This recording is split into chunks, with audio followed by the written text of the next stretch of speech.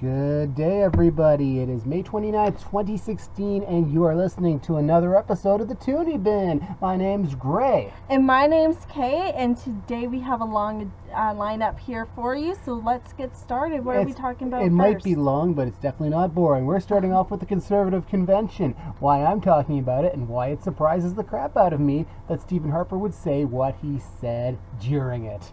We also have whooping cough crisis in Nunavut. Kay's going to talk a little bit about that because it's something we really shouldn't have to be talking about here in Canada this day and age.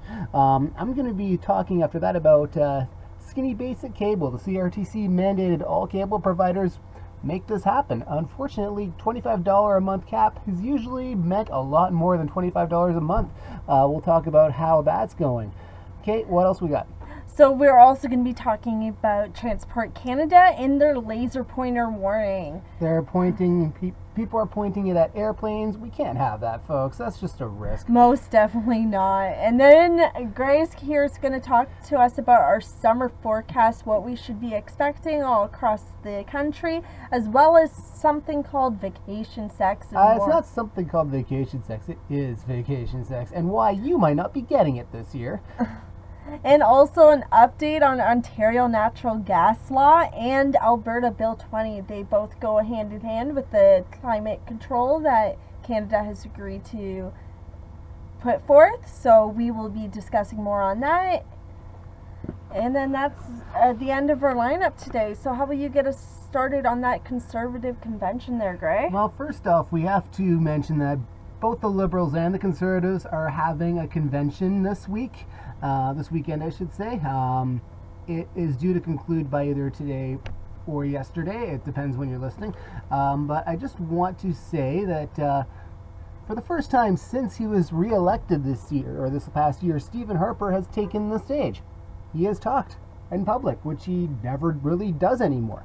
And he had to be prodded to do this. This is astounding.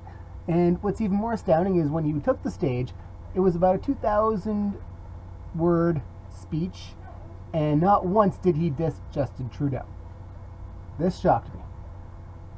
This is the Prime Minister whose party built their image on bashing other people, like a teenage girl in high school. And they didn't once bash Stephen Harper didn't once bash Justin Trudeau. That's just shocking. I'm happy, but I'm shocked. This isn't really Stephen Harper we're looking at here. But what didn't surprise me is how Stephen Harper was addressing mostly Conservatives in his final speech. Everybody from people in the Prime Minister's office to his fundraisers to his rank and file. Not one message to ordinary Canadians. To me, I'm not shocked at that, but at the same time, I am shocked that, finally they realized maybe dissing people wasn't the way to go. So, props to them for that. That is about it for this one. Now, what else we got, Kay? So now we are going to be talking about Pond Inlet in Nunavut. Now, what's happening there? It's a community of about 1,500 people. What's the community called? It's Pond Inlet. Pond Inlet. Okay, sorry. Yeah. So it's a Hi, Pond Inlet. Good to hear you're listening to us today. So it's a community of about 1,500 people, and so far there has been 13 confirmed cases. So these are just confirmed. There could be still people suffering from whooping cough that haven't been confirmed yet.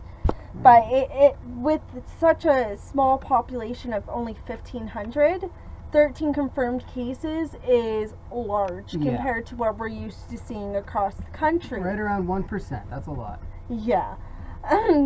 So they have called it a crisis there, and right now they are talking about how immunization is the best defense, how everybody really does need to get immunized. So this does go again, kind of touching back to what we talked about last episode there, where in Ontario they're thinking about anti-vaxxers, they're going to have to attend a class. Well, whooping cough is very serious. It could lead to deaths in children who are left unvaccinated, or in parents who are unvaccinated who catch it and then pass it on to children who are too young to be vaccinated. So right now, if you are 27 weeks pregnant, you are recommended to get the immunization. They are really pushing to make sure everybody in the community there is immunized, since it is a great community where a lot of where they see a lot of people passing through. So there is a lot of people coming in and out of that community. Yeah. So with 13 confirmed cases, there is no way to say that it's going to be isolated to just Pond Inlet. It could spread. That's scary. So really make sure you are immunized, make sure you are vaccinated for this. We really don't want to see this. Now, luckily most of us don't have to worry about that. Whooping cough is part of everyone's routine immunizations, but it is very important that if you're on the fence with this, you just go get it.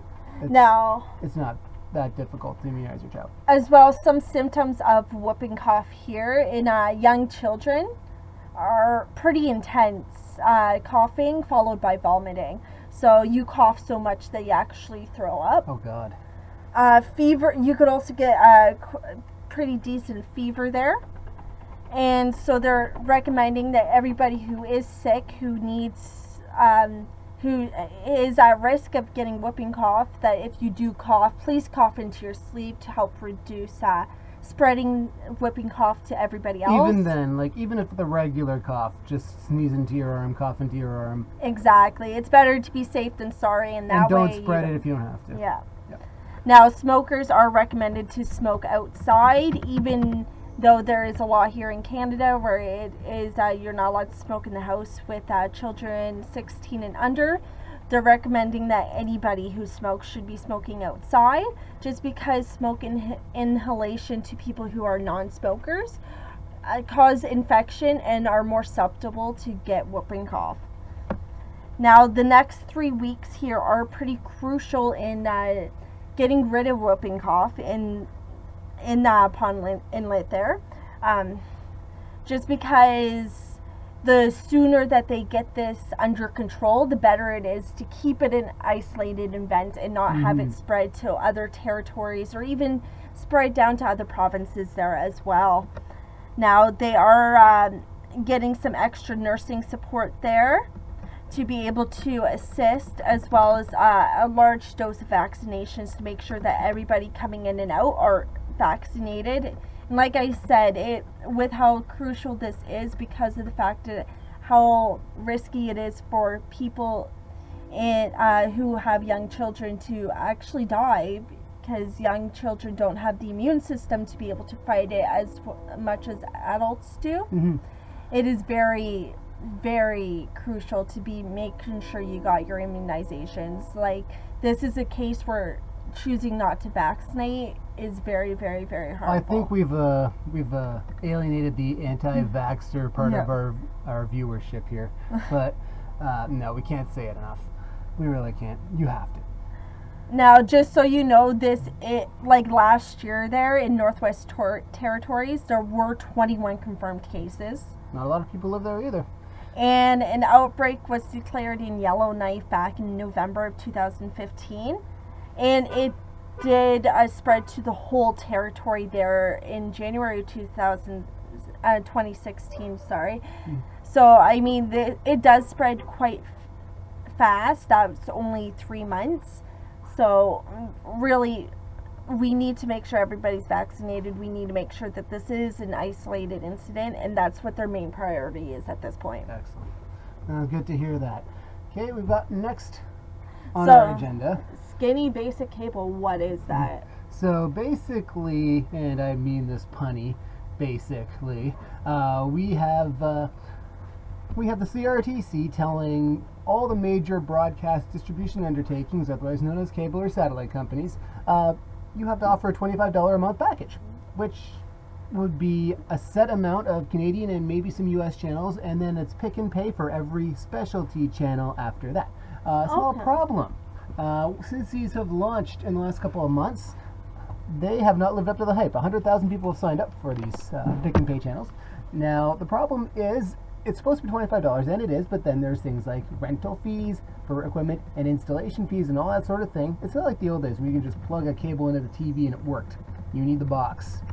Back when we had analog, I loved analog. Analog was great, and now it doesn't exist anymore. So here we have a scenario where everything's really expensive if you want TV. So the CRTC came in and said, okay, we're capping this, we're setting this up. They did it. but it hasn't caught on the way they want it to. I, for one, was interested in it, but knowing that it would probably cost me $40 a month if you throw in taxes and after you throw in equipment rental, I said, screw it, it's not happening. Not for me. I just want a couple of channels, really. That's all I can live with. So now the CRTC is calling in these broadcast distribution undertakers.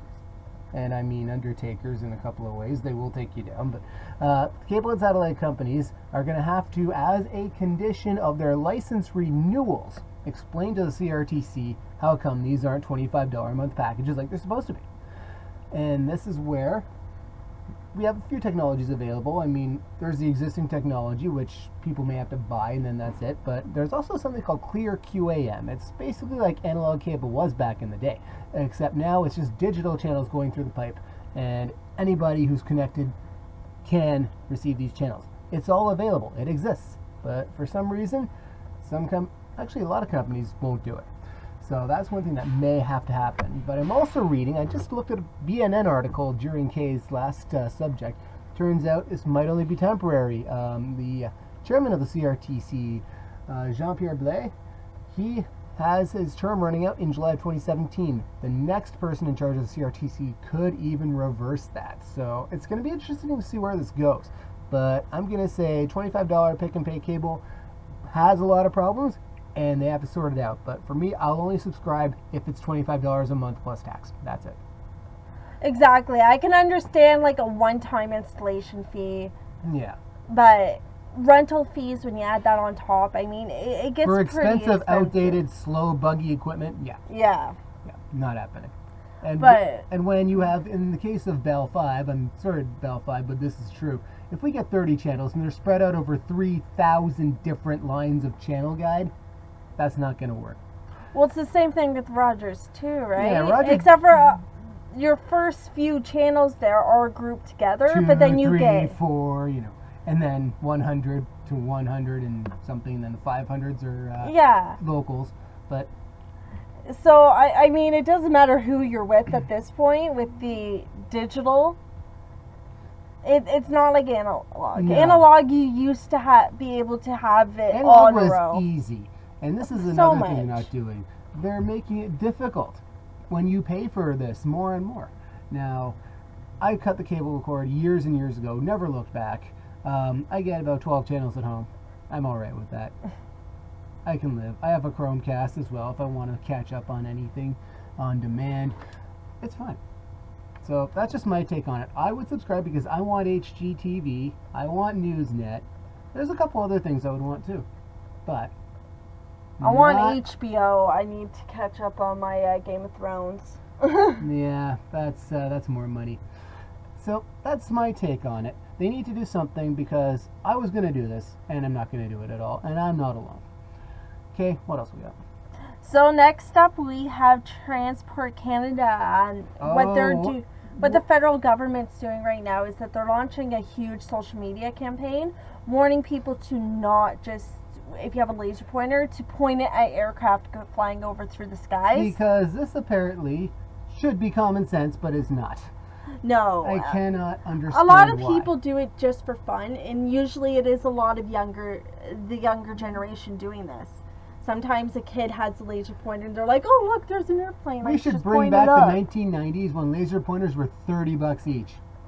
So much easier. I know, not just $1 at the dollar store. I know. Just because it's cheap cat entertainment doesn't mean we should charge that little. So just so you have an idea of how serious this is, back in 2014, they had 502 occurrences, reported occurrences, I should say. So there could have been more, but reported there was 502 incidents of people pointing laser pointer at aircraft.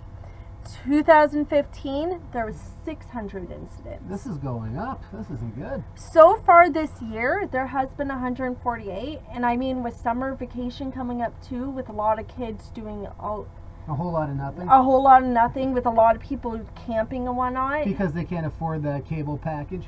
Yes. Go on. I mean, with summer, a lot of people get active in the summer. A lot of people are outside. You drink, you do stupid stuff. So, Yeah, I mean, with that's 148 happening so far, that is looking to be approximately estimated at 800 by the end of the year. So, like I said, a lot of people do this just because it's fun. They don't realize that there are repercussions if you are caught doing this. Now, just as an example here, you can face a fine of up to $100,000. Let's hope to God they catch the person doing that. And then Set the 5 example. years in prison. Or So it's both. a serious Or both. offense. I think it said or both in the Yeah. articles, because that's a pretty stiff deterrent. The only problem is tracking a laser pointer. It's So- kind of difficult. The reason why this is such a serious issue here is because it does distract pilots from being able to fly the aircraft. They all of a sudden see a laser pointer in the corner of their eye. They might think it's part of their equipment, so they go to look and something can happen. It also causes glare and it affects their vision and can even temporarily blind them if you were able to point it up there and it bounced off the windshield and got into their eye. It could blind them. Yeah. So this is for the pilot safety as well as the passenger Because safety. remember, when it hits the pilot's eyes at like 10,000 feet, that's a lot of people in a plane that's probably being controlled manually at this point. Yeah, and I mean, it's only a fraction of a second that can cause an airplane crash. Yep. So it's a lot of unnecessary risk. This is why the fines and the prison sentence is so severe, is because it is a very serious thing. You're putting a lot of people at harm doing this. Agreed. So it is pretty reckless. I say if you have a laser pointer, just aim at playing with your cats with it. I know the cats love that shit. Make a video of it, put it on YouTube. Guess what? You'll get many hits. Many hits. Thousands and thousands. So much better than aiming the stuff at an aircraft, that's for sure. Absolutely. I mean, personally, if I was a pilot and somebody did that to me, I'd be searching that person down and beating the crap out of them. But that's just me. What if the plane was empty and it was just you flying it? Would you try and aim right at that laser and you could just send a message? And I can't answer that question without a lawyer, Gray. Okay, so what if you could eject before you hit the ground? Yeah. I still can't answer that question without a lawyer. I need some legal advice on that. But still, it's a very, very, very serious offense. So people, please be careful when doing that. We really don't want to cause any unnecessary crashes or any kind of harm. Like, we don't want to blind somebody. No, not at all. Not at all. So, how is this summer going to look for us across the nation there, Greg? Well, first off, I just want to say that it is the end of May. And we are doing our first outdoor broadcast today because the weather is hot, hot, hot. And it's just mosquito season right now. So it's a little earlier than I remember it being. So we got the muskol out. We covered ourselves with muskol. The mosquitoes are only attacking our eyes. So forgive us if we're missing a beat here or there on our scripts. But according to the CTV news story, it's actually according to the Weather Network, but I'm not using the Weather Network as a source. The Weather Network is forecasting a warm summer for the majority of Western Canada, above average temperatures. Also, fortunately, above average precipitation. So while this means, we're all still thinking of the forest fires out in Alberta. If there's more precipitation, it's good news. But if it's warm first, and there's maybe a dry spell, and they're wrong about it, yeah, that could cause a little more trouble, so let's hope. Now, with that being said, too, don't forget there was also a forest fire on the border of Manitoba and Ontario, as well as Thunder Bay. Oh my, yeah, well, so I mean, forest fires happen every year, don't get me wrong, but if it's a bad season, we're going to start noticing it here, too. I better not have one when I'm out in Algonquin. And if you do, then I have to take over the show and do it on my own. It's going to suck. Kay's good at what she does. Okay, so we covered Western Canada. Everything's going to be warmer, a little wetter. If you live in Eastern Canada, it's going to be just a little warmer. A little warmer than normal. Doesn't say anything about precipitation, but just a little warmer. There is potential, though, for unpredictable thunderstorms. That's every summer. Yeah. I hope we get a really big one this year. It's been years since we had a good one where you and I are, okay? It's been I know. years and years and years. So I'm really hoping so. However, that segues into my next topic. This is my last topic of the day. Somewhere in here, I have it in a script. Now, I do just want to say, while you're trying to find that, Gray, Yep. that if any of our listeners here end up seeing any kind of good thunderstorms, we love thunderstorms, both of us. We are amateur storm chasers, let's put it that way. Send your pictures, your videos. Yes. We would love to play them because by the time summer hits, we'll be doing this in video form. Yes. So we will play them on the air. And we'll have like a weekly thing where we post up your photos and stuff. So make sure that you are sending that stuff so we can Now, yeah, we can put that up. Now, okay. have some storm I have porn. a personal question which you may or may not answer truthfully. When What? you go away on vacation, do you expect some really hot sex during that vacation?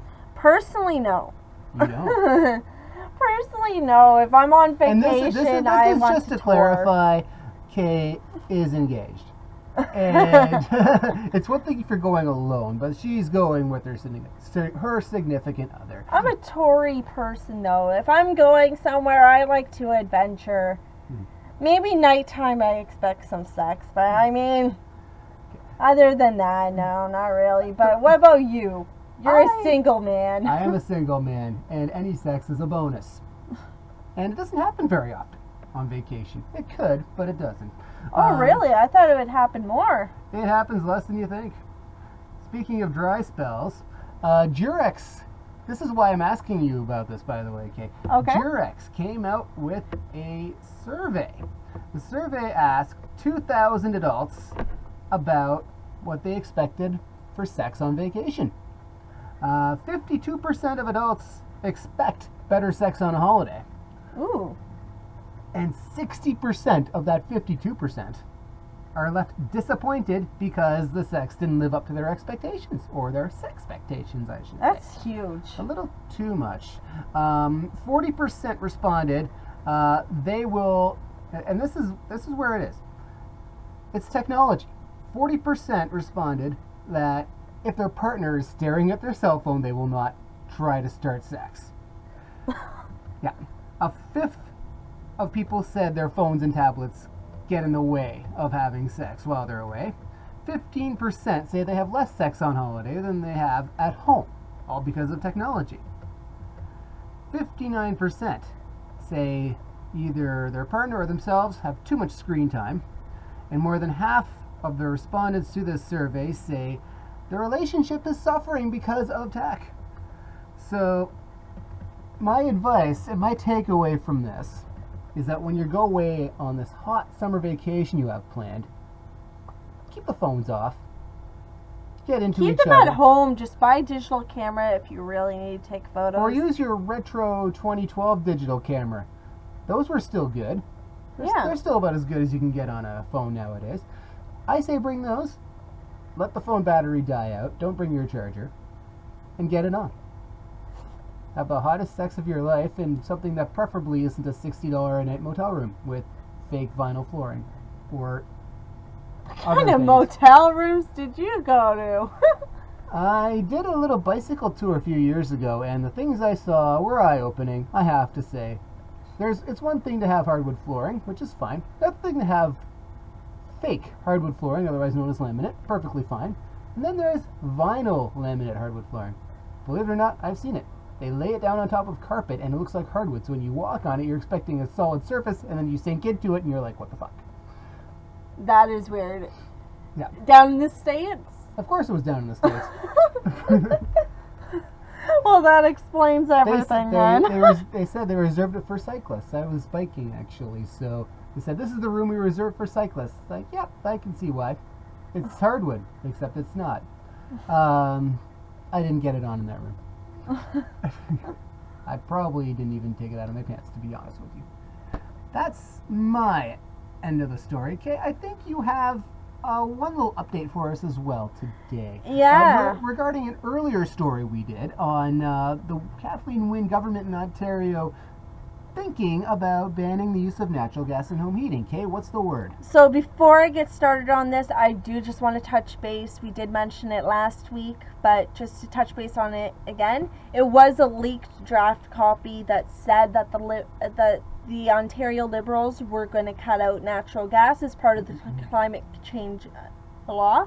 1 week and a visit to Rachel Notley of Alberta later, we have this. Yes, so Wynne has actually stepped forward and said that this was a false report. Yeah. False, as in someone made it up, wasn't it? Exactly, and honestly, who would go through that time and effort to make up a report like that? And then send it to the Globe and Mail. I mean, really. Exactly. Because the Globe and Mail broke the story. But I'm going to say this, thank God. Thank God, thank God, thank God. So she did say that it is absolutely for certain natural gas will not be gone in Ontario homes. Although they may still limit its expansion. They may not build new homes with natural gas heating, and they may just go with geothermal for all new homes. But if you have a furnace in Ontario, you can keep it. Exactly.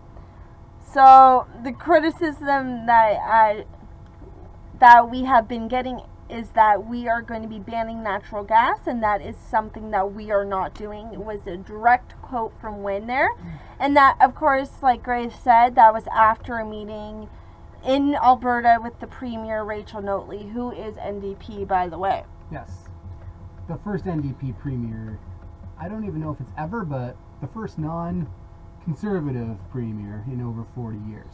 So, Enbridge Gas CEO Al Monaco said in Calgary on Thursday, replacing building heat and electricity would require $200 billion in investment in generation and distribution just to effectively duplicate what we've already spent on infrastructure. So, I mean, I don't know if maybe that report was true.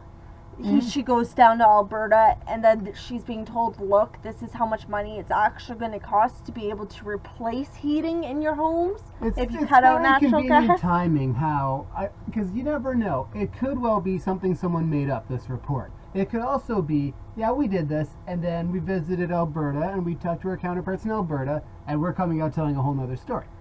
Now, I'd like to know. Also, just to say, Ontario does have the highest electricity costs throughout the country there. No matter how much you cut your electricity use, it's going to go up. Yes. I know, because it's gone nothing but up. So, if we were to cut out natural gas, then we're looking at doubling that. So, we would not only have the highest, we would have the highest for years and years and years. Our children, our grandchildren would if you live on Ontario, I should say. Every house would come complete with sunroofs because there's no way you can afford light.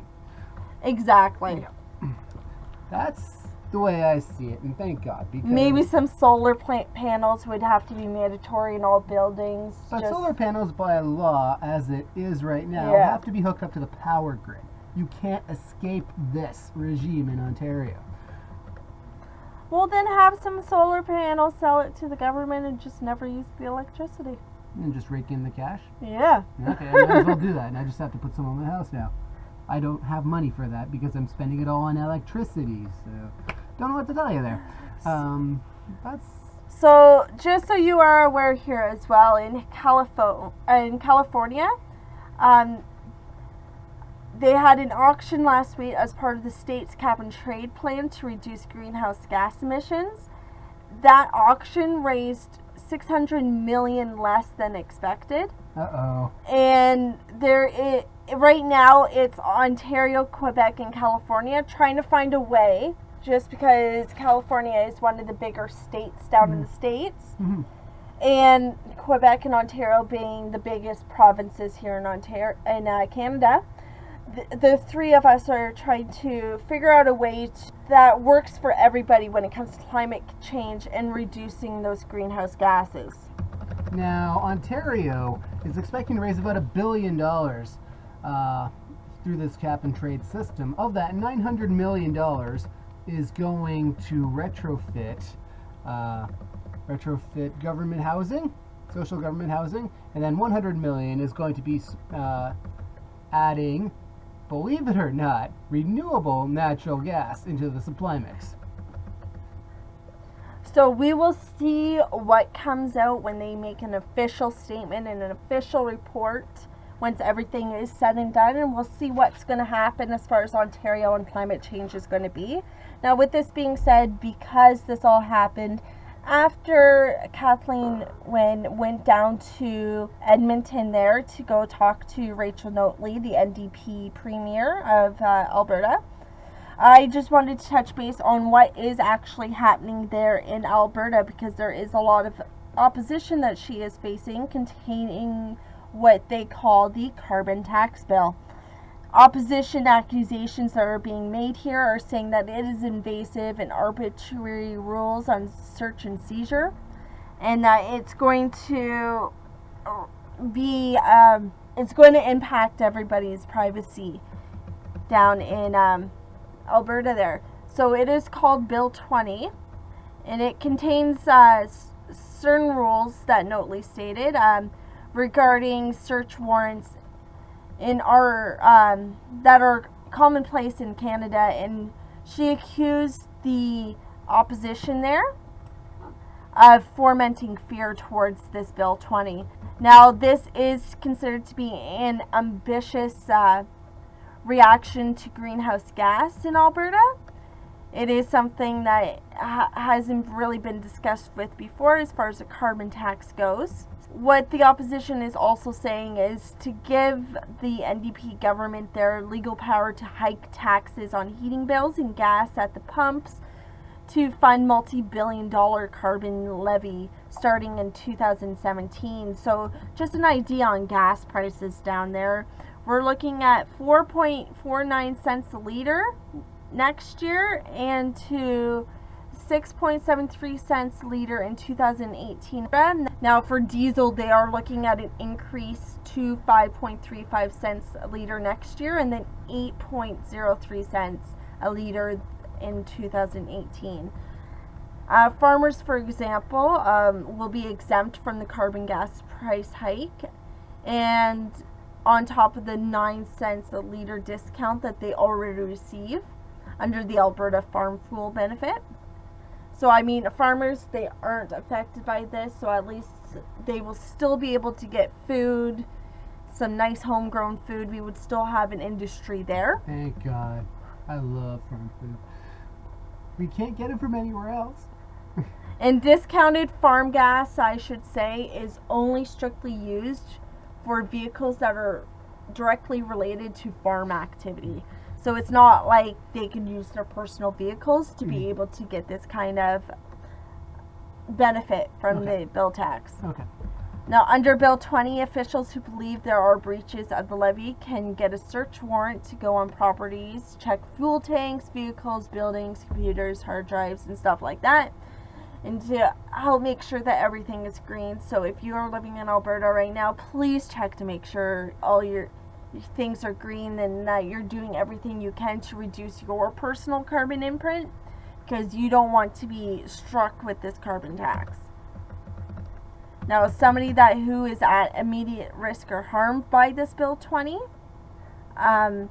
they might see their stuff destroyed, and they can proceed without a search warrant, but a search warrant or the owner's permission is needed to get into somebody's home in order for that to happen. So you can see somebody, a police officer, go into your house there and just destroy everything. No, it's not. So please keep an eye out on that. Of course, there are more things to come regarding Bill-20 just because of all the opposition statements that are being made towards that. So we will be paying close attention to that as well and seeing exactly what's happening, if it is an actual benefit to the province of Alberta and stuff like that. Okay, we mentioned renewable natural gas. $100 million for renewable natural gas. I'm sure there's a few people who are scratching their heads saying, what the heck is renewable natural gas? And the short answer, if everything works out accordingly, is it is, and And we are harnessing that with $100 million here in the province of Ontario. Basically, From cows? Nope. Oh. Not necessarily. Cows and people. Biomass. Am I going to have like a little fart hole like they do in Family Guy? I don't know. Maybe they will. Where the rich people fart in the hole in the wall? But here's what we know. According to Wikipedia, renewable natural gas, also known as sustainable natural gas, is a biogas which has been upgraded to a quality similar to fossil natural gas we run everything on nowadays. A biogas is a gas methane obtained from biomass, which is basically leavings. So that's what we're spending $100 million on. We're going to turn our waste into energy. Literally. We're going to shit and it'll power our lights. Our expensive, expensive lights. Okay, I think that's it.